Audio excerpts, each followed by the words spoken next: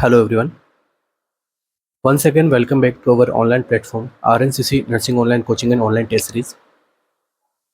तो आज का जो अपना सेशन रहेगा वो रहेगा PGI-CH के मॉडल पेपर्स के अकॉर्डिंग अपना यहाँ पे सेशन रहने वाला है। जो आपका एग्ज़ाम जो है 29 को आपका एग्ज़ाम है, तो उसके बेसिस के ऊपर हम जो यहाँ पे कुछ मॉडल पेपर्स हम यहाँ पे देख रहे हैं जो एग्ज़ाम के अकॉर्डिंग आपका काफ़ी इंपॉर्टेंट रहने वाले हैं और आपको एक प्रकार से थोड़ा आइडिया लग जाएगा कि जो है क्वेश्चन का पेपर जो है किस प्रकार का आपको देखने को मिलेगा।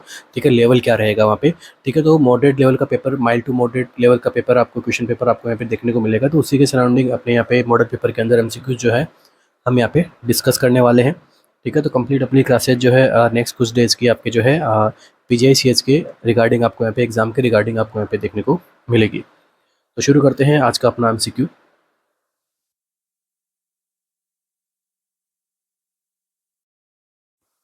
Which cranial nerve has the longest intradural course and is most commonly affected in case of raised intracranial pressure? तो देखो ऐसी कौन सी cranial nerve है जिसका जो एक longest intradural आपको यहाँ पे देखने को मिलती है और जिसका यहाँ पे मोस्ट कॉमन अफेक्ट अगर वो होगी जब ICP बढ़ा हुआ होगा। ओक्यूलोमोटर nerve, trochlear nerve, abducens nerve और फेशियल नर्व।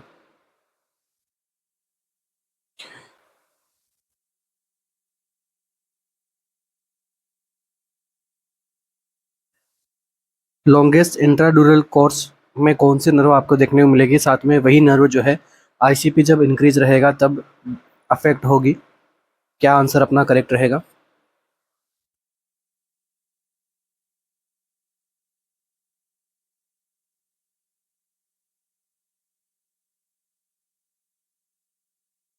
तो देखिए यहाँ पे अपना राइट आंसर जो रहेगा इस MCQ में, सबसे पहले हम बात करते हैं ओक्यूलोमोटर नर्व के बारे में।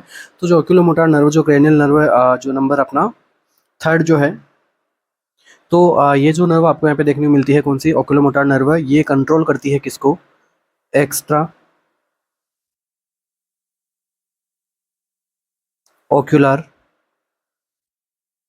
मसल्स को। ठीक है, एक्स्ट्रा ओक्यूलर मसल्स को कंट्रोल करती है, साथ में प्यूपिल रिफ्लेक्स को क्या करती है? कंट्रोल। ठीक है, तो ये तो फंक्शन किसका हो गया? आपका ओक्यूलोमोटर नर्व का। ये इफेक्ट कब होती है? It affect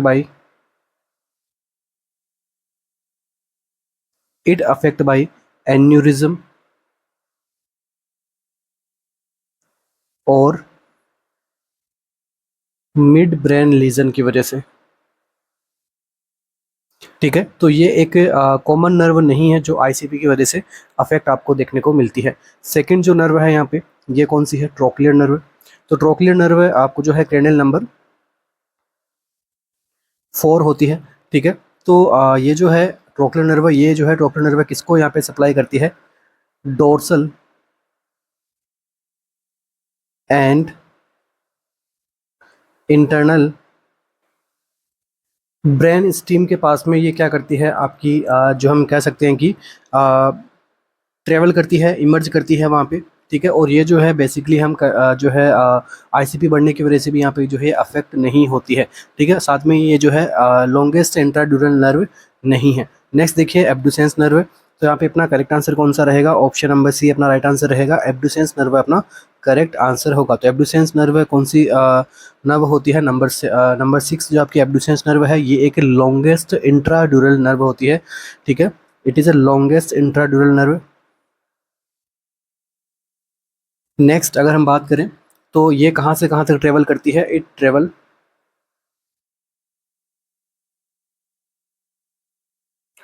from brain stem to lateral rectus muscle तक। ठीक है, इसलिए इसको हमने क्या नाम दिया? Longest intradural. जो ये कोर्स हम इसको कह सकते हैं, फिर लॉन्गेस्ट इंट्राड्यूरल नर्व भी इसको हम यहाँ पे डिस्कस कर सकते हैं। और साथ में जो है जब ICP बढ़ता है तो ये नर्व क्या करती है? अफेक्ट करती है। नेक्स्ट देखिए क्रेनियल नर्व नंबर 7, कौन सी? Facial nerve. फेशियल नर्व यहाँ पे किसको सप्लाई करती है? फेशियल मसल्स को। ठीक है, फेशियल मसल्स को क्या करती है? सप्लाई करती है। साथ में ये कौन सी कंडीशन के अंदर डैमेज होती है? Bell's palsy. बेल्स पाल्सी के केस में ये नर्व जो आपको डैमेज होती हुई दिखाई देती है। Middle ear infection.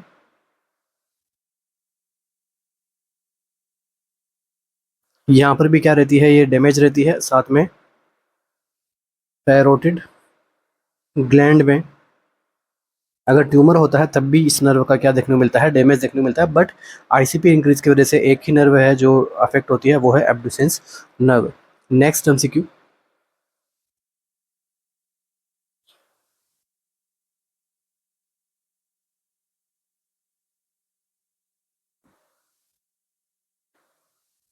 What is the normal glomerular filtration rate in a healthy adult. तो हेल्दी एडल्ट के अंदर नॉर्मल ग्लोमेरुलर फिल्ट्रेशन रेट कितनी होती है? 100 ml पर मिनट और 120 लीटर पर डे, 125 ml पर मिनट और 180 लीटर पर डे, 150 ml पर मिनट और 200 ml पर डे, 90 ml पर मिनट और 100 लीटर पर डे। क्या आंसर देखने को मिलेगा? आपको पूछा गया है जीएफआर रेट के बारे में।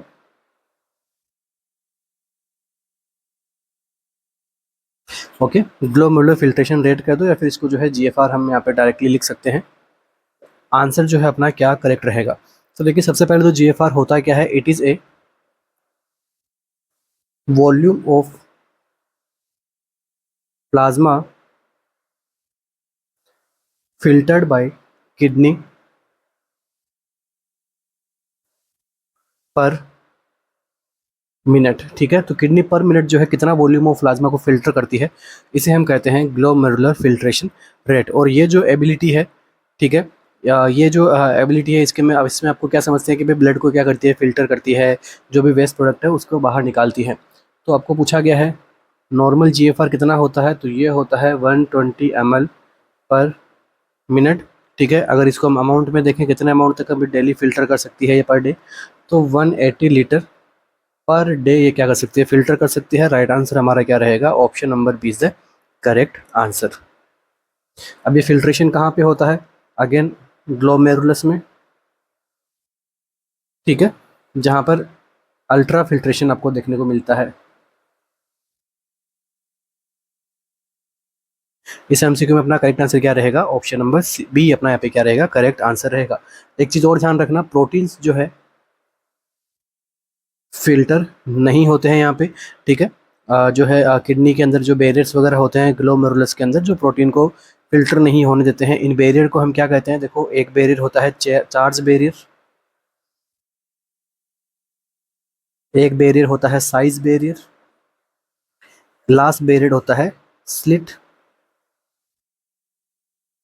Diaphragm barrier. ठीक है, तो जो चार्ज बैरियर होता है, तो ये क्या करता है, आपके जो चार्ज प्रोटीन है, फॉर एग्जांपल एल्बुमिन, उनको जो है क्या करता है, वापस से आगे ट्रांसमिट नहीं होने देता है, मतलब फिल्टर वगैरह नहीं होने देता है। साइज बैरियर में क्या है, यहाँ पे जो है फेनेस्ट्रेशन आपको यहाँ पे देखने को मिलता है। कैपिलरीज बहुत यहाँ पे स्मॉल होती है, जिसमें लार्ज प्रोटीन्स वगैरह जो जो साइज में बड़े प्रोटीन्स होते हैं उनको यहाँ पे बाहर नहीं निकालने देते हैं। Next, size barrier, slit barrier, यहाँ पे एक सेल आपकी प्रेजेंट रहती है। सेल को क्या नाम देते हैं यहाँ पे? तो पोडोसाइट सेल। ओके, तो ये पोडोसाइट सेल भी क्या करती है, मेजोरिटी ऑफ प्रोटीन को यहाँ पे क्या करती है, होल्ड कर देती है, मतलब उसको जो है एक्सपेल आउट नहीं करने देती है, या फिर जो नेफ्रॉन है उनकी इंटीग्रिटी को ये क्या करती है, मेंटेन करती है। बाकी रेस्ट ऑफ द ऑप्शंस अपने यहाँ पे क्या है, इनकरेक्ट है। राइट आंसर क्या रहेगा? 125 ml पर मिनट और 180 लीटर पर डे अपना करेक्ट आंसर रहेगा। Next MCQ,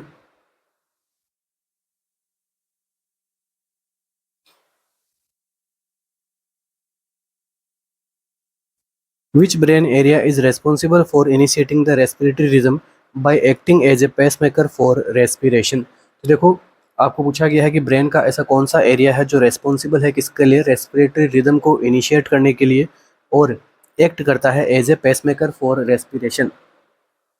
न्यूमेट pneumotaxic centre, prebotzinger complex, dorsal respiratory group और एपनिस्टिक सेंटर। क्या आंसर रहेगा? Pneumotaxic centre, pre botzinger complex, dorsal respiratory group और एपनिस्टिक सेंटर।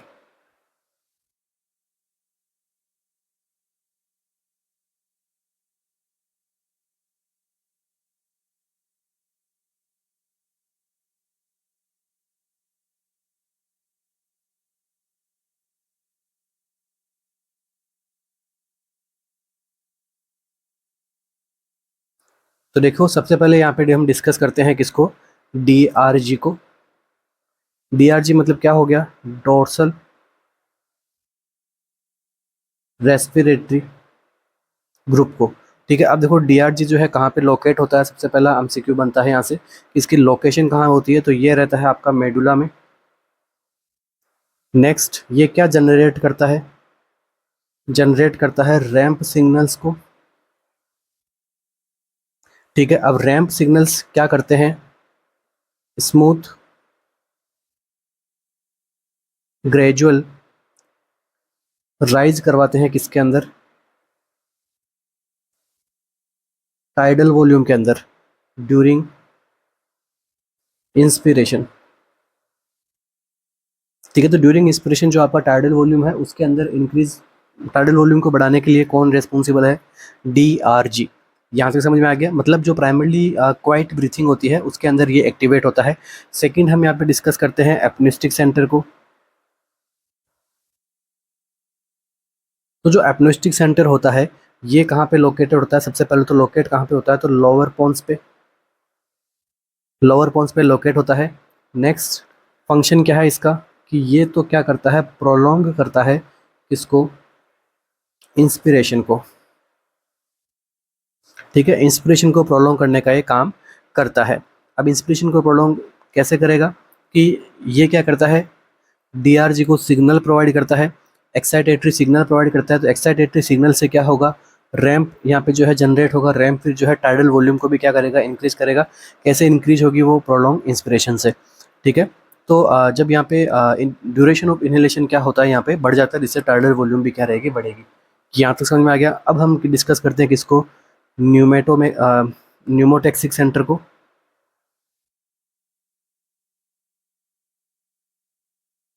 तो न्यूमोटेक्सिक सेंटर ये कहाँ पे प्रेजेंट रहता है, पी से न्यूमोटॉक्सिक, पी से पॉन्स। ठीक है, पॉन्स में क्या रहता है, सेंटर रहता है।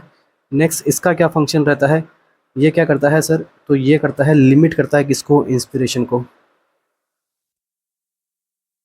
ओके, तो इंस्पिरेशन को कौन लिमिट करता है, न्यूमेटॉक्सिक सेंटर। ठीक है, अब कैसे लिमिट करेगा, ये क्या करेगा, कंट्रोल करेगा किसको, रेस्पिरेटरी रेट को। कैसे कंट्रोल करेगा, कि ये क्या करेगा, इनहिबिट कर देगा, किसको इनहिबिट करेगा, तो एपनिस्टिक सेंटर को इनहिबिट कर देगा। एपनिस्टिक सेंटर जब इनहिबिट होगा तो प्रोलॉन्ग रेस्पिरेशन नहीं देखने को मिलेगा, प्रोलॉन्ग रेस्पिरेशन यहाँ पे नहीं देखने को मिलेगा, तो उससे क्या नहीं होगा, फिर डोर्सल रेस्पिरेटरी ग्रुप है वो भी यहाँ पे क्या होंगे, फिर इनमें भी कमी देखने को मिलेगी। तो मतलब सिंपल सा है कि जो न्यूमोटॉक्सिक सेंटर जो है ये क्या करता है, it prevent over inflation of lung. तो लंग्स का ओवर इन्फ्लेशन होने से कौन प्रिवेंट कर रहा है आपको यहाँ पे, न्यूमेटॉक्सिक सेंटर। राइट आंसर अपने यहाँ पे क्या रहेगा, ऑप्शन नंबर बी, क्योंकि तीनों को हमने डिस्कस कर लिया है। तीनों का ही ये फंक्शन नहीं है कि इनिशिएट कर रहा है रेस्पिरेटरी रिदम को। तो इनिशिएट कौन करेगा सर, तो इनिशिएट करेगा आपको प्री जिंगर कॉम्प्लेक्स। ठीक है, तो प्री जिंगर कॉम्प्लेक्स जो है आपका वो क्या करता है, इनिशिएट करता है, क्योंकि ये कहाँ पे लोकेट रहता है, मेडुला में। ठीक है, ये मेडुला में लोकेट रहता है, तो it is known as a primary pacemaker for respiration. Regulate करता है रेस्पिरेटरी साइकिल को। ठीक है, अच्छे से हमने इसको क्या कर लिया है, डील कर लिया है। आई होप आपके जो है यहाँ पे चीज़ें क्लियर हो गई होगी।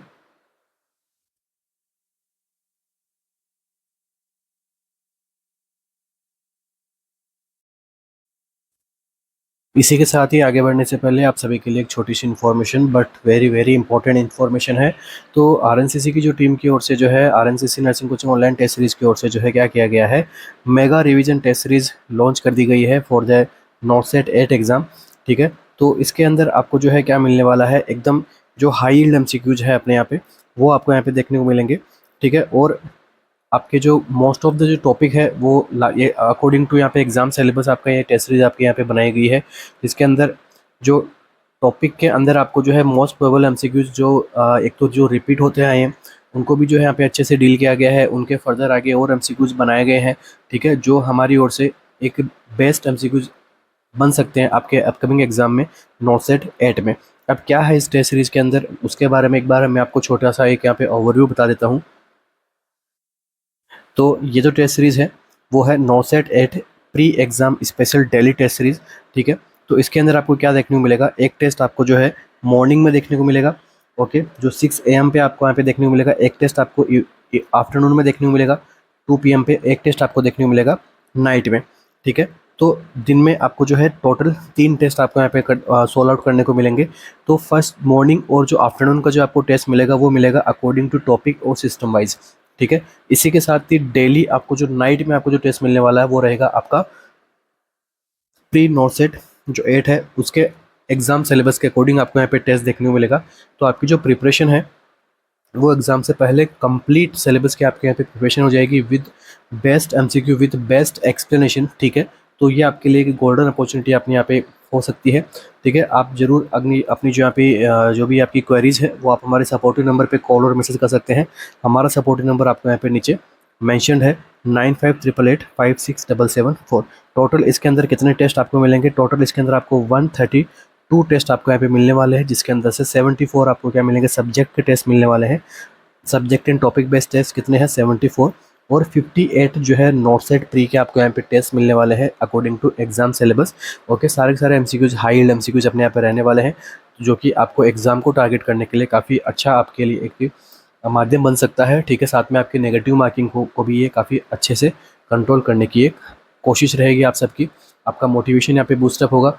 आपका डे टू डे आपको अगर जैसे सिस्टम वाइज अगर आपको यहाँ पे टेस्ट सोल्व करने को मिलेंगे तो आपका एज ए रिवीजन हो रहा है, ठीक है, वो भी टेस्ट के अंदर।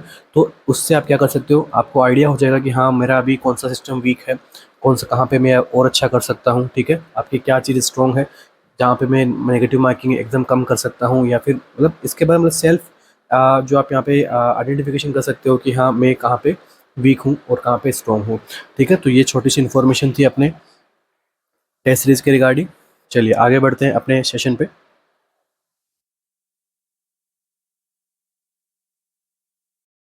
Which of the following cardiac marker is most specific for myocardial injury. तो मायोकार्डियल इंजरी के लिए कौन सा कार्डियक मार्कर जो है मोस्ट स्पेसिफिक रहेगा, creatinine kinase, CKMB, troponin, myoglobin और बीटा टाइप नाइट्रियूरेटिक पेप्टाइड।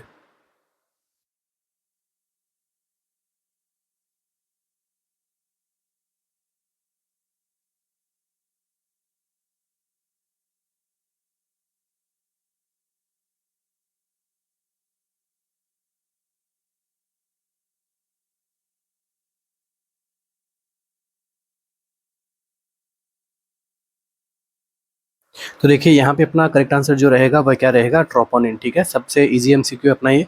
तो ट्रोपोनिन जो है स्पेशली वो भी ट्रोपोनिन में भी कौन सा, ट्रोपोनिन आई, ठीक है। तो ये क्या रहता है यहाँ पे मोस्ट स्पेसिफिक मायोकार्डियल इंजरी के अंदर मोस्ट स्पेसिफिक कार्डियक मार्कर पूछे आपको, राइट आंसर रहेगा ट्रोपोनिन। ट्रोपोनिन क्या होता है, एक प्रकार से स्पेशल प्रोटीन है। किसकी प्रोटीन है, तो कार्डियक सेल की, ठीक है। कार्डियक सेल की क्या है, स्पेसिफिक प्रोटीन है जो रिलीज होती है ब्लड स्ट्रीम के अंदर, रिलीज इनटू ब्लड स्ट्रीम। कब होती है रिलीज, तो जब आपको डैमेज देखने को मिलता है किसमें, हार्ट की मसल्स में, ओके। इस वजह से इसको जो है हाईली स्पेसिफिक कार्डियक टिश्यू के अंदर यहाँ पे मार्कर यहाँ पे जो है माना गया है। गोल्ड स्टैंडर्ड डायग्नोसिंग हम कहेंगे अगर एमआई की, तो वो कौन सा है आपका, ट्रोपोनिन आई। नेक्स्ट जो इसका लेवल जो होता है वो राइज कब होने लगता है, 3 to 6 आवर के अंदर ये इंक्रीज होना यहाँ पे स्टार्ट हो जाता है, और जो है ये 1 to 2 वीक्स तक हम इसको जो है असेस कर सकते हैं कि भाई मायोकार्डियल इंजरी हुई है, तो उसमें जो है इसका लेवल यहाँ पे 1 to 2 वीक्स तक हम यहाँ पे डायग्नोसेबल रख सकते हैं। राइट आंसर अपना क्या रहेगा, ट्रोपोनिन आई। नेक्स्ट यहाँ पे क्या है, क्रिएटिनिन काइनेज, CKMB। CKMB क्या होता है, एक प्रकार से एंजाइम है। कहाँ पे प्रेजेंट रहता है, तो एक तो कार्डियक मसल्स में रहता है, दूसरा स्केलेटल मसल में रहता है, इसलिए इसको इतना रिलायबल यहाँ पे नहीं माना गया। हो सकता है वहाँ पे स्केलेटल इंजरी होगी तब भी इसका लेवल आपको इंक्रीज देखने को मिलेगा, कार्डियक होगी तो उसमें तो मिलेगा ही मिलेगा। तो ठीक है, ये डिटेक्ट करता है मायोकार्डियल इंजरी को, बट इतना स्पेसिफिक नहीं है जितना ट्रोपोनिन आई यहाँ पे स्पेसिफिक होता है, क्योंकि यहाँ पे स्केलेटल मसल्स भी इन्वॉल्व है। सपोज ट्रॉमा हुआ, इंटेंस एक्सरसाइज की, तब भी जो है क्रिएटिनिन काइनेज आपका बढ़ सकता है। नेक्स्ट क्या है, मायोग्लोबिन। तो मायोग्लोबिन एक प्रोटीन है जो जो भी यहाँ पे कार्डियक और स्केलेटल मसल दोनों में ही आपको यहाँ पे देखने को मिलती है। नेक्स्ट अगर आपको पूछे फर्स्ट मार्कर कौन सा है, जो राइज होता है आफ्टर मायोकार्डियल इंजरी, तो आंसर क्या रहेगा आपका मायोग्लोबिन। ठीक है, तो फर्स्ट मार्कर है जो मायोकार्डियल इंजरी के अंदर राइज होता है, कितने टाइम में राइज हो जाएगा, तो 1 to 2 आवर्स ऑफ इंजरी के अंदर जो है ये इंक्रीज होना, या फिर मैं कहूँ सबसे अर्ली में यही आपका जो है राइज होता है। बट ये स्पेसिफिक नहीं रहता है, क्योंकि ये जो है स्केलेटल के अंदर भी इसका इंजरी होती है तब भी ये राइज होता है मायोग्लोबिन। तो साथ में जो है इसका लेवल है बहुत जल्दी यहाँ पे जो है सबसाइड भी हो सकता है, इसलिए इसको इतना हम रिलायबल नहीं मानते हैं। नेक्स्ट एंड लास्ट क्या है यहाँ पे बीटा टाइप नेट्रियोटिक पेप्टाइड, तो ये जो है डायग्नोज करता है किसको, हार्ट फेलियर को। ठीक है, हार्ट फेलियर के केस में हम यहाँ पे डायग्नोज करते हैं, इसलिए ये कोई स्पेसिफिक मायोकार्डियल इंजरी के लिए जो है मार्कर नहीं है। नेक्स्ट एमसीक्यू अपना,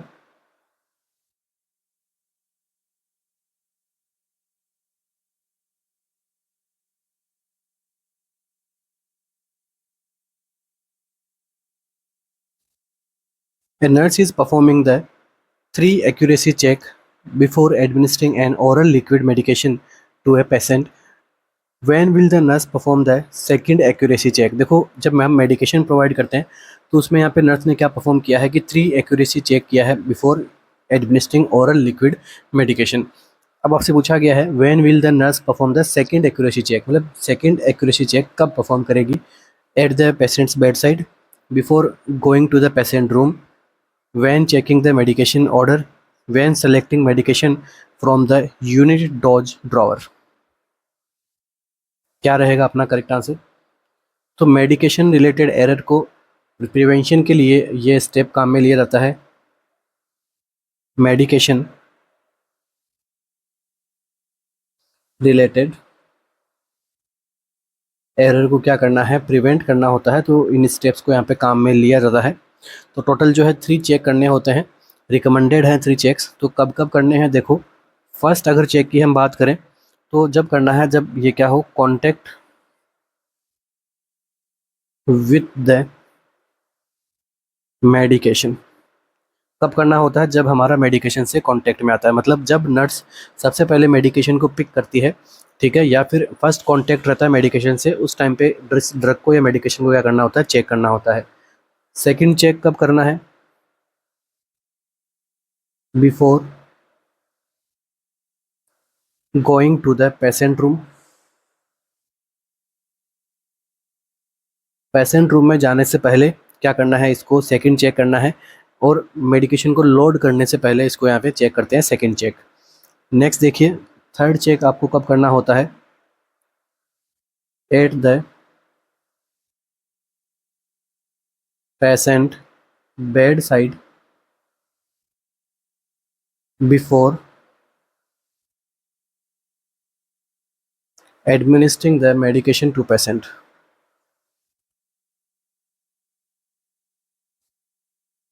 ठीक है, तो पेशेंट को मेडिकेशन एडमिनिस्टर करने से पहले बेड साइड में जो है हमें ध्यान रखना है। तो देखो राइट आंसर आपको क्या पूछा गया है, सेकंड एक्यूरेसी। सेकंड एक्यूरेसी में अपना करेक्ट आंसर क्या रहेगा, option number B, before going to the patient's room. यही हमने यहाँ पे लिखा है, before going to the patient room. तो टोटल 3 चेक होते हैं मेडिकेशन एडमिनिस्टर से पहले। पूछा जा चुका एमसीक्यू है, फर्दर मिल सकता है आपको फंडामेंटल से एमसीक्यू एग्जाम में। नेक्स्ट एमसीक्यू,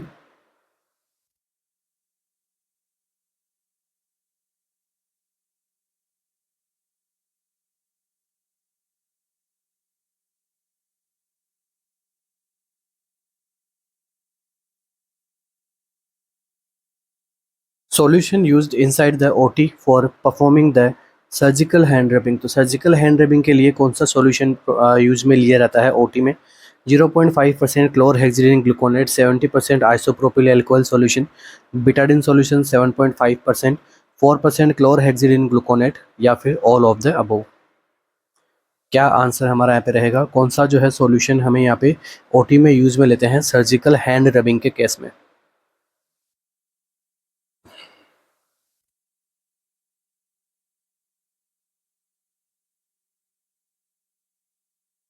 तो देखिए राइट आंसर अपना यहाँ पे क्या रहेगा, ऑप्शन नंबर ए। ठीक है, तो हैंड रबिंग के अंदर आपको पूछा गया है, तो 0.5% क्लोरहेक्सिडिन ग्लूकोनेट, 70% आइसोप्रोपिल अल्कोहल को हम यहाँ पे यूज में लेते हैं। नेक्स्ट देखिए बिटाडिन 7.5 और क्लोरहेक्सिडिन ग्लूकोनेट 4%, तो ये हम किस में काम में लेते हैं, सर्जिकल स्क्रबिंग के अंदर।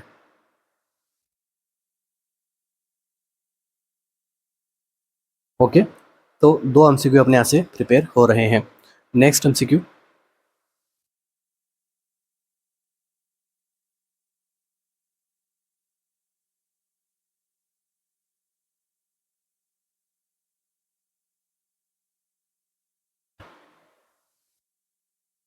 nurse is assigned to provide care to a patient who is on ventilator synchronized intermittent mandatory ventilation। मतलब SIMV मोड के ऊपर एक पेशेंट है, नर्स उसकी असाइन हुई है उसकी केयर करने के लिए।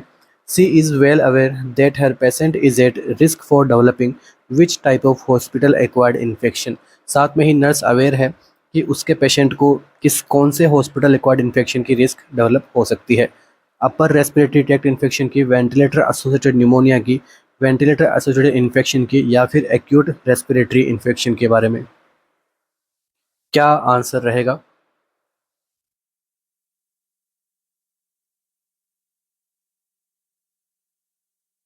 तो देखो यहाँ पे पेशेंट जो है SIMV पे है, वेंटिलेशन पे है, यहाँ पे मैकेनिकल वेंटिलेशन पे है। तो कौन कौन से हॉस्पिटल एक्वायर्ड इन्फेक्शन जो है हो सकते हैं, और यहाँ पे इस पेशेंट को कौन सा इन्फेक्शन होगा। इम्पोर्टेंट अगेन अपना एक फंडामेंटल से अपना एक इम्पोर्टेंट एमसीक्यू है आप सभी के सामने। तो देखिए क्वेश्चन बनता है यहाँ से, हॉस्पिटल एक्वायर्ड इन्फेक्शन। तो टोटल जो है 4 टाइप के हॉस्पिटल एक्वायर्ड इन्फेक्शन जो होते हैं, ठीक है। इसके अंदर सबसे पहला इन्फेक्शन जो आता है वो है CAUTI, ठीक है। CAUTI क्या मतलब हो गया? कैथेटर एसोसिएटेड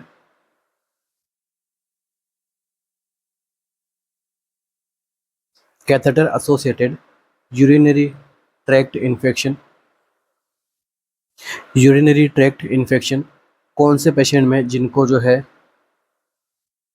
फोलिस कैथेटर यूज में लिया हुआ रहता है, तो उनको किसकी रिस्क होती है? कोटी इन्फेक्शन की आप पे रिस्क होती है। सेकेंड इन्फेक्शन है आपके सभी के सामने, वो है VAP। क्या होता है full form? Ventilator associated pneumonia, ठीक है, जिसे हम वेप कहते हैं। तो ये किसकी वजह से होता है? मैकेनिकल वेंटिलेटर की वजह से। तो यहाँ पे अपना क्या आंसर करेक्ट रहेगा? ऑप्शन नंबर बी अपना करेक्ट आंसर रहेगा, क्योंकि पर्सन यहाँ पे किस पे है? SIMV पे है, ठीक है। तो ventilator synchronise intermittent mandatory ventilation वो कंज्यूम कर रहा है, तो उसमें किसकी रिस्क होगी? वेंटिलेटर एसोसिएटेड न्यूमोनिया की यहाँ पे रिस्क होती है। नेक्स्ट थर्ड जो आपकी कंडीशन है वो है SSI। क्या होता है SSI? तो surgical site infection.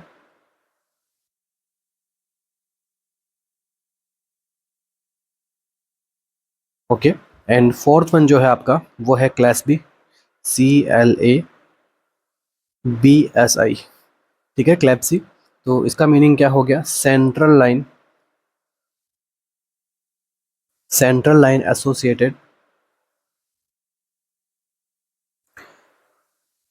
Blood stream infection, और उन पेशेंट में जिनमें क्या लगी रहती है? सेंट्रल लाइन, ठीक है। तो ये कुछ 4 टाइप के कॉमन हॉस्पिटल एक्वायर्ड इन्फेक्शंस है, जिसमें से वेब डेंजरस है अपना, बाकी सारी कंडीशंस जो है वेब के कंपैरिजन में कम डेंजरस है, बट ये भी इंपॉर्टेंट है, एग्जाम के अंदर आने लायक अपना एमसीक्यू है। ओके, नेक्स्ट एमसीक्यू अपना यहाँ पे,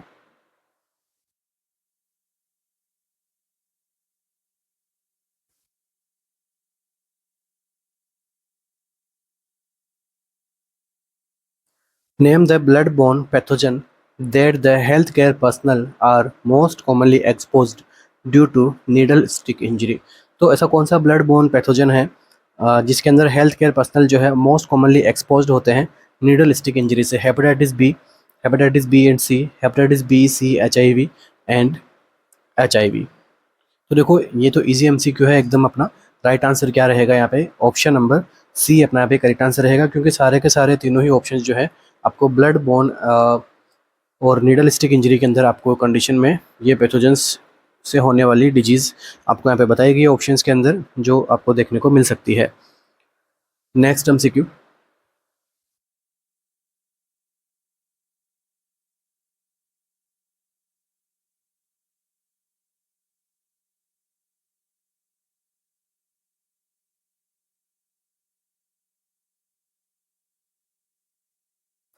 While performing the systemic health assessment, the nurse has to auscultate the heart sound, identify which among the following statement is incorrect related to the auscultation point location. तो आपको देखो incorrect statement आपको assess करना है auscultation point जब हम locate करते हैं तो उसमें से कौन सा पॉइंट यहाँ पे इनकरेक्टली मैच है। एपिकल पल्स कहाँ पे, fifth intercostal space, mid clavicular line left side, Erb's point right of the external border in second intercostal space, aortic right of the external border and second intercostal space, pulmonic left of the external border in second intercostal space. क्या answer आपको यहाँ पे देखने को मिलेगा, कौन सा option जो है यहाँ पर इनकरेक्ट रहेगा।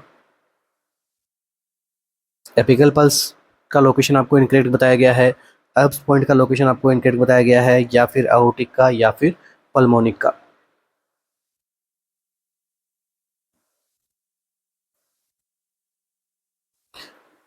तो हार्ट साउंड को यहाँ पे नर्स क्या कर रही है, असेस कर रही है, तो कौन सा ऑप्शन यहाँ पे इनकरेक्ट मैच हो रहा है।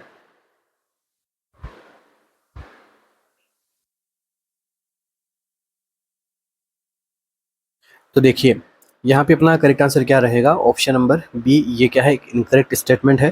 तो एब्स पॉइंट कहाँ पे हम लोकेट कर सकते हैं, एब्स पॉइंट आपका लोकेट होता है लेफ्ट साइड में, ना कि राइट साइड में। यहाँ पे राइट लिखा है, कहाँ पे होता है, लेफ्ट साइड में होता है, left of the external border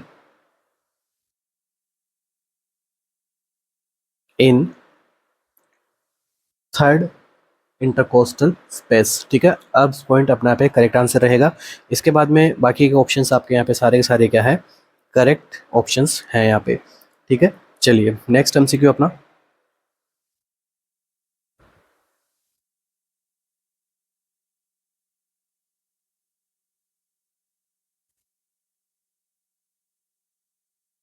A patient has an order for staple removal following left hip surgery.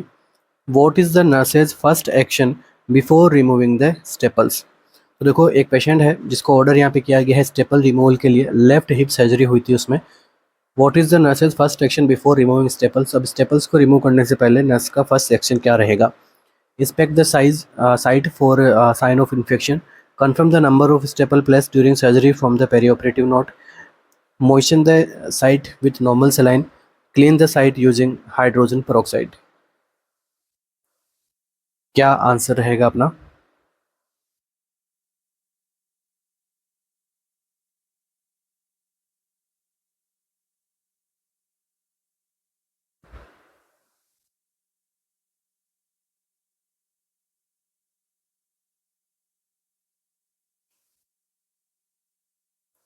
क्या आंसर रहेगा अपना यहाँ पे।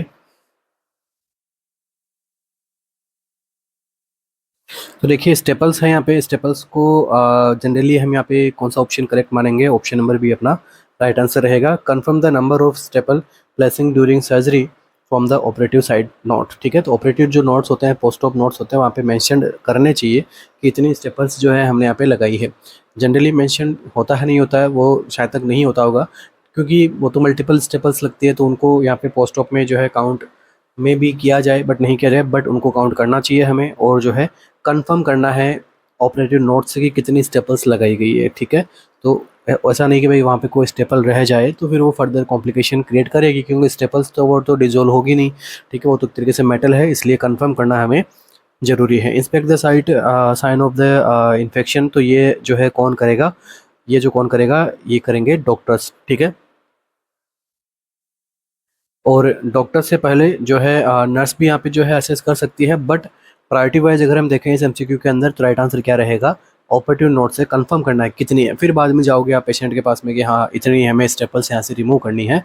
तो बेस्ट आंसर अपने यहाँ पे क्या रहेगा, ऑप्शन नंबर बी अपना करेक्ट आंसर रहेगा। ठीक है, तो नॉर्मल सलाइन जो हम यहाँ पे यूज़ कर सकते हैं मॉइस्ट करने के लिए, अगर वहाँ पे ड्राई ब्लड वगैरह कुछ लगा हुआ है, ठीक है, जिसकी वजह से, बट ये आपका इनिशियल प्रायोरिटी एक्शन आपका नहीं रहेगा, क्योंकि देखो क्या पूछा गया आपसे, फर्स्ट एक्शन क्या है, इसलिए। Clean the site using hydrogen peroxide, तो हाइड्रोजन पेरोक्साइड जो है यहाँ पे यूज कर सकते हैं, जो भी यहाँ पे एक्सुडेट वगैरह यहाँ पे निकलता है स्टेपल्स को रिमूव करते टाइम पे, बट अगेन ये जो है फर्स्ट स्टेप नहीं है आपका। ओके, और साथ में जो है एक चीज़ आप और ध्यान रखना, हाइड्रोजन पेरोक्साइड जो है वो क्या करता है, वुंड हीलिंग को डिले करता है। ठीक है, तो वुंड हीलिंग को यहाँ पे डिले हो सकता है, इस वजह से आप जो है ऑप्शन नंबर बी अपना प्रायोरिटी वाइज आंसर रहेगा। Next MCQ.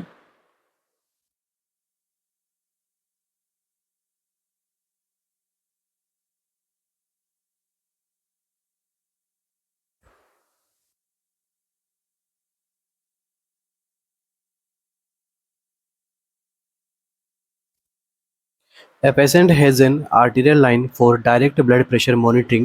What is the nurse's first action when assessing the system?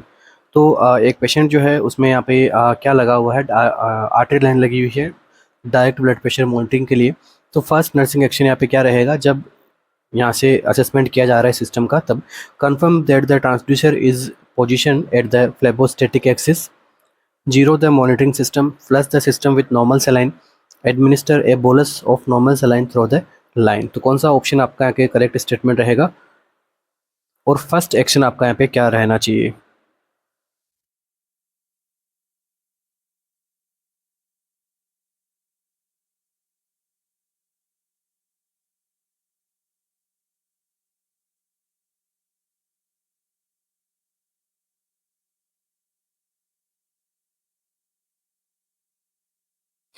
A patient has an arterial line for direct blood pressure monitoring।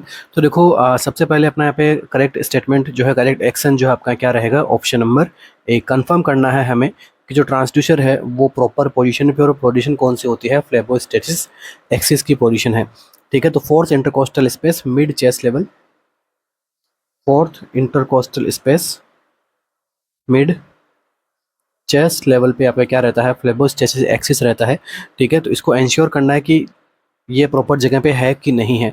ठीक है, अगर है तभी जो है क्या होगा, ब्लड प्रेशर मॉनिटरिंग जो है कैसी आएगी आपकी, एक्यूरेट आएगी। ठीक है, एक्यूरेट ब्लड प्रेशर रीडिंग आपको यहाँ पे देखने को मिलेगी। अगर ट्रांसड्यूसर है अगर ज़्यादा हाई है तो उसकी वजह से जो है आपको रीडिंग, अगर यहाँ पे ज़्यादा हाई हो गया तो क्या आएगा, फॉल्स लो रीडिंग आपको यहाँ पे देखने को मिल गई। ओके, तो इस प्रकार के एरर से बचने के लिए हमें क्या करना है, सबसे पहले हम कंफर्म करना है कि ट्रांसड्यूसर प्रॉपर पोजीशन पे है या नहीं है। ठीक है, नेक्स्ट देखिए, जीरो सिस्टम जो है यहाँ पे ये क्या करता है, जो भी एक्सटर्नल प्रेशर लगता है इस सिस्टम के ऊपर, ठीक है, तो उसको ये क्या करता है, एलिमिनेट करता है। ठीक है, और प्रॉपर तरीके से इक्विपमेंट की एक्यूरेसी को कैलिब्रेट करने के लिए, इक्विपमेंट की एक्यूरेसी को फंक्शन करने के लिए हमें क्या करना होता है, जीरो करना होता है मॉनिटरिंग सिस्टम को। नेक्स्ट देखिए, फ्लैश विथ नॉर्मल सेलाइन। तो यहाँ पे फ्लैशिंग भी जो है नेसेसरी है ताकि पेटेंसी बनी रहे। ठीक है, लाइन जो है ओपन रहे। तो अपना यहाँ पे क्या रहेगा आंसर, तो flashing with system with normal saline अपना पे करेक्ट आंसर नहीं रहेगा। नॉर्मल सलाइन से तो नहीं करना होता है, किससे करना होता है, हिपेरिनाइज्ड सॉल्यूशन से।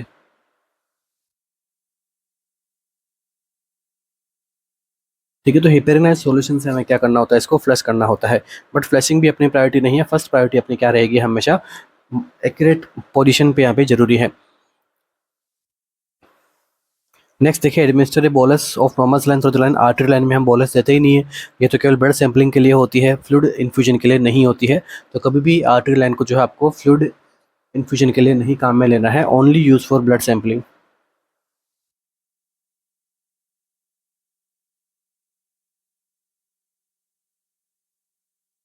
ब्लड सैंपलिंग के लिए रिक्वायरमेंट होती है। अगर यहाँ पे फ्लूइड दे दोगे तो फिर वो क्या करेगा, कॉम्प्लिकेशन कोज कर देगा। Next MCQ.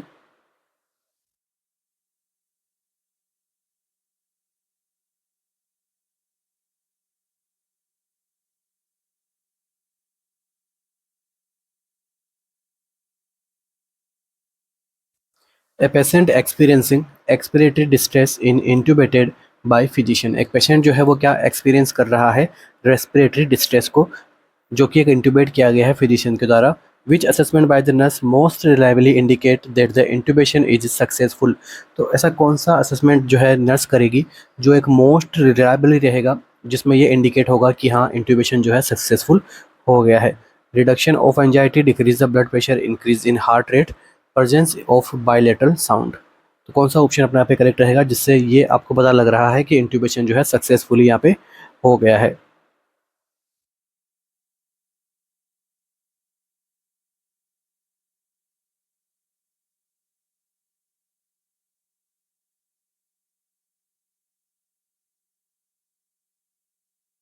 तो देखिए, जब अपने को यहाँ पे बायलेटरल लंग साउंड आपको यहाँ पे, या फिर मेरे को बायलेटरल ब्रीथ साउंड अगर आपको हमने को ऑस्कल्टेशन करने को मिलता है, इसका मतलब क्या हो गया कि एंडोट्रोकियल ट्यूब जो है करेक्ट पोजीशन पे है, ठीक है, ट्रेकिया के अंदर, जो कि इसोफेगस के अंदर नहीं गई है या फिर किसी सिंगल ब्रोंकस में नहीं गई है, ठीक है। तो ये एक most reliable immediate clinical indicator होता है सक्सेसफुल इंट्यूबेशन का, ठीक है। राइट आंसर क्या रहेगा? ऑप्शन नंबर डी अपना यहाँ पे करेक्ट आंसर रहेगा। रेस्ट ऑफ द ऑप्शंस आपके यहाँ पे क्या है? Incorrect. Increase in heart rate, तो हार्ट रेट यहाँ पे इंक्रीज हो सकती है ड्यू टू स्ट्रेस। पेशेंट को यहाँ पे क्या हो रहा है? ऑलरेडी डिस्ट्रेस हो रहा है, तो स्ट्रेस की वजह से हार्ट रेट एलिवेटेड हो सकती है। हाइपोक्सिया की वजह से हार्ट रेट एलिवेट हो सकती है। फिजियोलॉजिकल रेस्पॉन्स की वजह से हार्ट रेट एलिवेट हो सकती है, बट ये कंफर्म नहीं करती है कि एंडोट्रेकियल ट्यूब आपकी करेक्टली प्लेस है। डिक्रीज इन ब्लड प्रेशर, तो ब्लड प्रेशर चेंज जो होना हाइपोक्सिया के वजह देखने को मिल सकता है, अदर मेडिकेशंस की वजह देखने को मिल सकता है, बट ये भी जो है रिलायबल मेजर नहीं है। नेक्स्ट आपका एंजाइटी। एंजाइटी की वजह से भी आपको यहाँ पे ये भी एक रिलायबल इंडिकेटर नहीं है। जब ऑक्सीजनेशन अच्छा होगा तो आपको जो है एंजाइटी कम देखने को मिलेगी, तो ये एक रिलायबल इंडिकेटर नहीं है। बेस्ट रिलायबल इंडिकेटर क्या रहेगा? ब्रीथ साउंड का प्रेजेंस होना। Option number D is the correct answer. Next MCQ.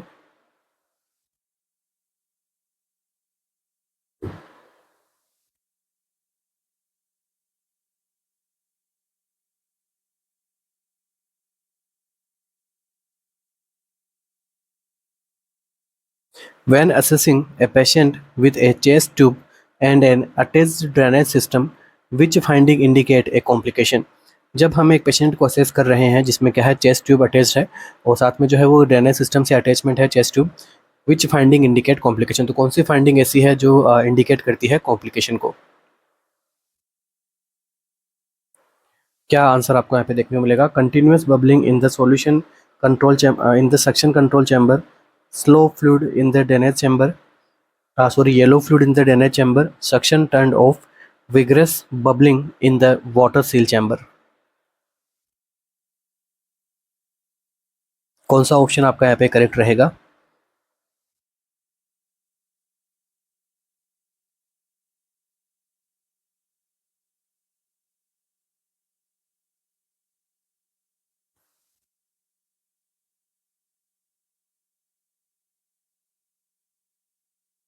मतलब आपको जो क्या करना है, कॉम्प्लिकेशन का पता लगाना है।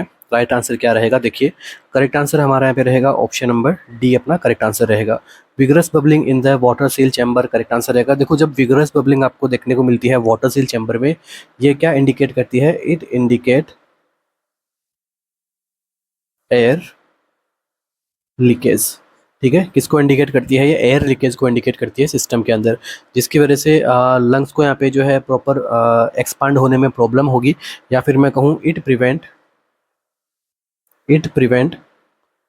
प्रॉपर री एक्सपांड ऑफ लंग्स। तो लंग्स जब प्रॉपर री एक्सपांड नहीं होगा तो आगे फर्दर कॉम्प्लिकेशंस आपको यहाँ पे देखने को मिलेगी पेशेंट के अंदर। तो हमें एज नर्स हमें क्या करना है, यहाँ पे इमीडिएट इंटरवेंशन की रिक्वायरमेंट है। Continuous bubbling in the suctioning control chamber, तो कंटिन्यूस बबलिंग होना, तो ये कैसा है? एक्सपेक्टेड है, ठीक है। तो करेक्ट आंसर तो ये तो अपना रहेगा नहीं, क्योंकि आपको क्या पूछा गया है? कॉम्प्लिकेशन पूछी गई है, जो ऑप्शन डी में आपको पता लग रही है। Yellow fluid in the drainage fluid, तो येलो फ्लूइड जो आपको यहाँ पे टिपिकली देखने को मिलेगा तो कैसा रहता है? कौन सा फ्लूइड रहता है? सेरस फ्लूइड, ठीक है। तो ये भी कैसी रहती है? नॉर्मल फाइंडिंग है, ठीक है। जिस पेशेंट को चेस्ट ट्यूब लगता है उसमें नॉर्मल एक्सपेक्टेड आउटपुट आपको यहाँ पे देखने को मिलता है प्लूरल कैविटी से, वो येलो हो सकता है। नेक्स्ट क्या है? Suction turn off. सक्शन जो है यहाँ पे तो सक्शन टर्न ऑफ का मतलब क्या हो गया कि ये जो कंडीशन है पेशेंट की कंडीशन के ऊपर डिपेंड करता है, फिजिशियन के ऑर्डर के ऊपर डिपेंड करता है। इसका मतलब ये नहीं कि जो चेस्ट ट्यूब जो है फंक्शन इफेक्टिवली करेगी वाटर सील चैम्बर के अंदर विदाउट सक्शनिंग, ठीक है। तो सक्शन यहाँ पे टर्न ऑफ आपको देखने को मिल सकता है अगर फिजिशियन इसको नॉर्मल कंसिडर कर रहा है तो, ठीक है। तो आपको जो है ऑसिलेशन देखने को मिलना चाहिए, फ्लूइड वगैरह आ रहा है तो सक्शन अगर ऑफ है, या फिर हम जैसे कहते हैं कि पेशेंट को शिफ्ट करते टाइम पे क्लैम्प करना चाहिए, तो उसके अंदर जो है आपको क्लैंपिंग भी यहाँ पे नॉर्मल मानी जाएगी, तो उस कंडीशन में सक्शन टर्न ऑफ समटाइम ये कंडीशन भी नॉर्मल है। इससे भी ज़्यादा प्रायोरिटी वाइज अपना आंसर क्या रहेगा? Vigorous bubbling in the water seal chamber अपना यहाँ पे करेक्ट आंसर रहेगा।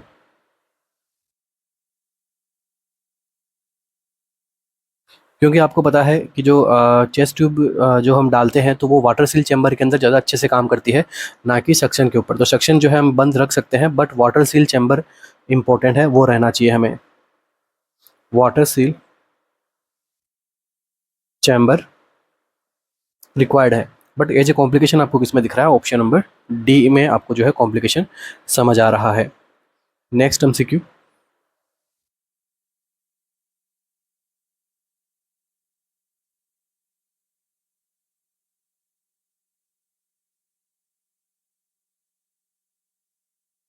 a patient's serum calcium level is 7 mg per dl. Which of the following clinical manifestation is associated with this laboratory result? तो कौन सा यहाँ पे क्लिनिकल मैनिफेस्टेशन आपको यहाँ पे देखने को मिलेगा इस लेबोरेटरी रिजल्ट से?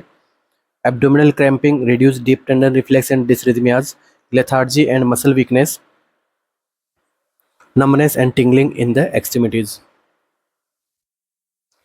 क्या आंसर अपना करेक्ट रहेगा? कि ये जो आपको 7 mg/dl आपको लेवल दिख रहा है, तो इससे कैसा सिम्टम्स आपको यहाँ पे दिखाई देंगे? Abdominal cramping, reduce deep tendon reflex and dysrhythmias होगा यहाँ पे पेशेंट को, लेथार्जी एंड मसल वीकनेस रहेगा, numbness and tingling in the extremities.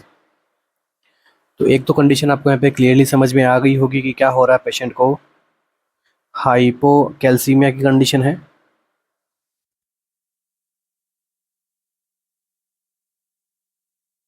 तो हाइपोकैल्सीमिया जब होता है, कब होता है? जब इसका लेवल 8.5 mg/dl से डिक्रीज होता है, उस कंडीशन में इसको हाइपोकैल्सीमिया कहते हैं, जिसकी वजह से न्यूरोमस्कुलर एक्साइटेबिलिटी क्या होती है? इंक्रीज होती है। Increase neuro muscular excitability increase होगी, जिसकी वजह से पेशेंट में क्या आएंगे? सिम्टम्स आएंगे। कौन से सिम्टम्स आएंगे? नमनेस देखने को मिलेगा, टिंगलिंग देखने को मिलेगी एक्सट्रीमिटीज़ के अंदर, और कार्पोपेटल स्पाज्म देखने को मिलेगा, टिटेनी आपको देखने को मिलेगा। ओके, राइट आंसर क्या रहेगा? Option number D. ठीक है, तो ये सभी क्या है? इसके क्लासिकल सिम्टम्स के एग्जाम्पल है। एब्डोमिनल क्रैम्पिंग, एब्डोमिनल क्रैम्पिंग जो है टिपिकली कौन सी कंडीशन में देखने को मिलती है? जब पेशेंट को क्या हो? हाइपोनेट्रीमिया हो। तो हाइपोनेट्रीमिया के केस में क्या देखने को मिलता है? पेशेंट को एब्डोमिनल क्रैम्पिंग देखने को मिलती है। साथ में है रिड्यूस डीप टेंडन रिफ्लेक्स। तो डीप टेंडन रिफ्लेक्स जो है किस में देखने को मिलता है? हाइपर कैल्सीमिया में।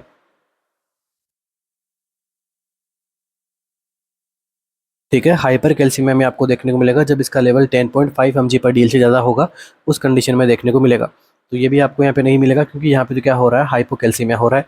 Lethargy and muscle weakness, lethargy and muscle weakness आपको किस में देखने को मिलता है? अगेन ये भी जो है हाइपर कैल्सीमिया के अंदर देखने को मिलेगा हमें। Option number A B C incorrect है। राइट आंसर क्या रहेगा? Option number D. ठीक है, क्लासिकल सिम्टम्स के अंदर आपको देखने को मिलेगा। Next MCQ,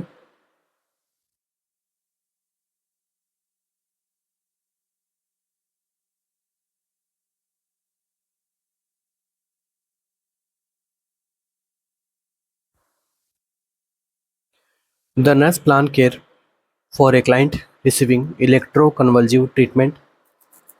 Immediately after a treatment, the nurse should take which of the following action?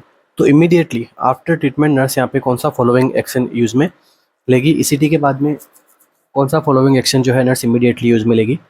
Orient the client to time and place. Time and place से client को orient करवाना है।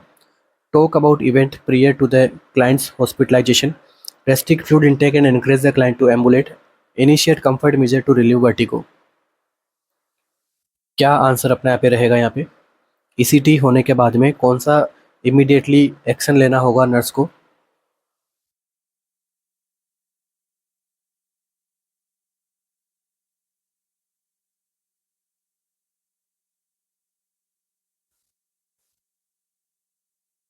तो देखिए, ईसीटी की वजह से हम क्या कर सकते हैं? जो आपके ग्रैंड mal सीजर्स होते हैं उनको हम क्या करते हैं? स्टिमुलेट करते हैं, कन्वर्जन को हम स्टिमुलेट करते हैं, ताकि हम ट्रीटमेंट कर सकें किसका? डिप्रेशन का। ठीक है, डिप्रेशन का यहाँ पे ट्रीटमेंट किया जा सकता है। टोटल कितनी 6 to 12 हम यहाँ पे ईसीजी जो है ईसीटी जो है यहाँ पे रिक्वायर्ड रहती है। तो डिप्रेशन करने के लिए क्या चाहिए पेशेंट को? सबसे पहले तो एनपीओ रखना है। कितने आटे? 4 to 6 आवर के लिए एनपीओ रखना है। इन्फॉर्म कंसेंट लेना होता है पेशेंट से। ठीक है, जो भी पेशेंट को जो है वॉइडिंग करवानी है, जो भी ऑर्नामेंट्स होते हैं वो यहाँ पे पेशेंट को रिमूव करना है। और क्या देना है? सर्जरी से सॉरी ईसीटी से जो है 30 मिनट पहले एट्रोपिन यहाँ पे पेशेंट को प्रोवाइड करना है।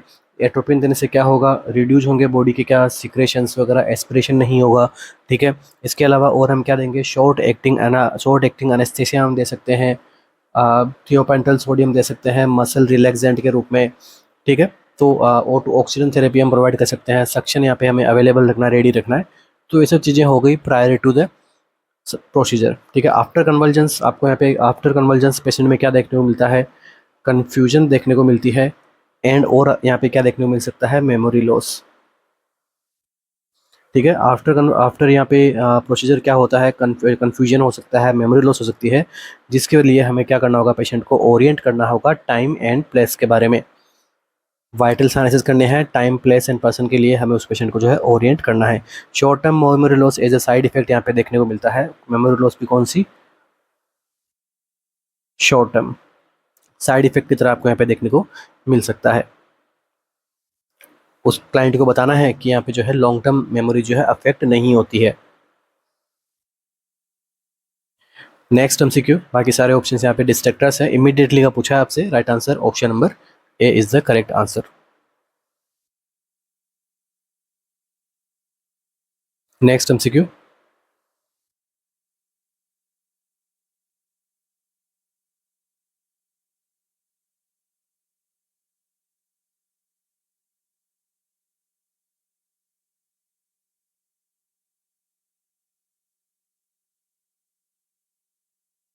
A 28-year-old male is brought to the emergency room. On examination, his pulse rate is 50 beat per minute, blood pressure is 80 by 60 mmHg, respiratory rate 7 breath per minute, and his temperature is 95 degree Fahrenheit. He has a pinpoint pupil and disorientated. साथ में वो कैसा है, pinpoint pupil है, disoriented है वो person. What is the most probable diagnosis? अब इस कंडीशन में मोस्ट प्रोबेबल डायग्नोसिस आपका क्या देखने को मिलेगा यहाँ पे, benzodiazepine overdose, cocaine intoxication, opioid withdrawal और ओपियोइड इंटॉक्सिकेशन।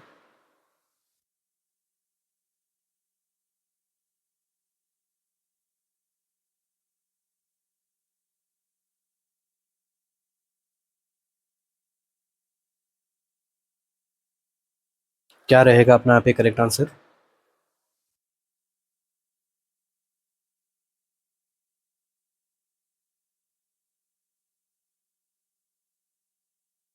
तो देखिए ऑप्शन क्या है यहाँ पे, ए देखो बेंजोडाइजेपिन ओवरडोज। देखो बेंजोडाइजेपिन कहाँ पे वर्क करती है, सेंट्रल नर्वस सिस्टम डिप्रेसेंट होती है, पहला आंसर आपका। पूछे कैसा इसका एक्शन रहता है, सेंट्रल नर्वस सिस्टम डिप्रेसेंट रहती है। जब सेंट्रल नर्वस सिस्टम डिप्रेसेंट रहेगा तो क्या देखने को मिलेगा, पेशेंट के अंदर रेस्पिरेटरी डिप्रेशन रहेगा, हाइपोटेंशन आपको देखने को मिलेगा, साथ में लेवल ऑफ कॉन्शियसनेस भी क्या मिलेगी यहाँ पे, डिक्रीज देखने को मिलेगी। ओके, अब आपको पूछा गया है बेंजोडाइजेपिन ओवरडोज। तो बेंजोडाइजेपिन ओवरडोज के अंदर आपको जो है ब्रेडिकार्डिया आपको नहीं देखने को मिलता है, साथ में पिन पॉइंट प्यूपिल आपको नहीं देखने को मिलती है, इसलिए ये ऑप्शन तो इनकरेक्ट हो गया, ठीक है, क्योंकि यहाँ पे ब्रेडिकार्डिया नहीं होता है, पिन पॉइंट प्यूपिल नहीं होती है। नेक्स्ट देखिए कोकाइन इंटॉक्सिकेशन। कोकाइन इंटॉक्सिकेशन एक प्रकार से क्या है, स्टिमुलेंट ड्रग है। तो देखो स्टिमुलेंट बॉडी पे क्या करती है, टेकिकार्डिया करवाती है, हाइपरटेंशन करवाएगी पेशेंट को, हाइपरथर्मिया होगा पेशेंट को, एंड प्यूपिल्स कैसी होगी, डायलेटेड। यहाँ पर क्या है, पिन पॉइंट प्यूपिल, तो ये भी ऑप्शन आपका इनकरेक्ट हो गया, ठीक है, एजिटेशन होगा। तो कोकाइन के अंदर यहाँ पे हाइपरथर्मिया, टेकिकार्डिया, डायलेटेड प्यूपिल्स होती है, ना कि पेशेंट में क्या हो रहा है, देखो 95 डिग्री मतलब हाइपोथर्मिया हो रहा है, टेकिकार्डिया नहीं हो रहा है, ब्रेडिकार्डिया यहाँ पे हो रहा है पेशेंट को। नेक्स्ट देखो ओपियोइड विड्रॉल। ओपियोइड विड्रॉल के अंदर ये कैरेक्टराइज सिम्टम आपको देखने को मिलती है, for example sweating, vomiting, diarrhoea, dilated pupils तो आपको यहाँ पर भी देखने को मिलेगी, ठीक है, बट प्यूपिल डायलेटेड है, again right answer opioid, opioid withdrawal भी नहीं रहेगा। तो आंसर आपका लास्ट में कौन सा बचता है, option number D, opioid intoxication is the correct answer. तो ओपियोइड इंटॉक्सिकेशन में क्या होता है, रेस्पिरेटरी डिप्रेशन होता है, नेक्स्ट ब्रेडिकार्डिया होता है, जो क्वेश्चन में आपको मिल रहा है। नेक्स्ट और क्या देखने को मिलता है, पिन पॉइंट प्यूपिल्स आपको यहाँ पे देखने को मिलते हैं। लो बॉडी टेम्परेचर भी रहता है साथ में। तो आपको देखो बेंजोडाइजेपिन ओवरडोज पढ़ा दिया मैंने, कोकाइन इंटॉक्सिकेशन पढ़ा दिया, ओपियोइड विथड्रॉल पढ़ा दिया, ओपियोइड इंटॉक्सिकेशन भी पढ़ा दिया। ठीक है, तो अब यहाँ पे जो है बिल्कुल भी जो है कंफ्यूज नहीं होना है हमें।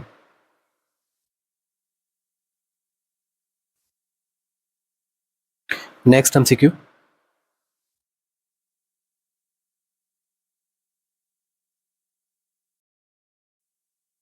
तो थैंक यू सो मच बने रहने के लिए। मिलते हैं अपने नेक्स्ट सेशन में, जो कि अगेन एक इंपॉर्टेंट एमसीक्यूज होने वाला है आज के जैसे ही। ठीक है, हम कोशिश करते हैं डे बाय डे अपने जो लेवल को अप करने की। ठीक है, आपके जो बेंचमार्क है उसके ऊपर सेट होने की कि क्या है आरएनसीसी।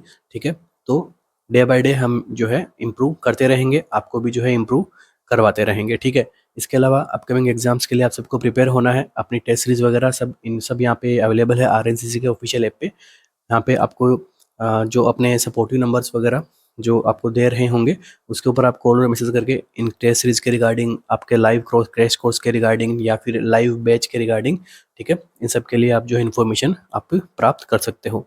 तो wish all the best, thank you so much बने रहने के लिए। मिलते हैं अपने नेक्स्ट सेशन में, तब तक पढ़ते रहिए, आगे बढ़ते रहिए। Thank you.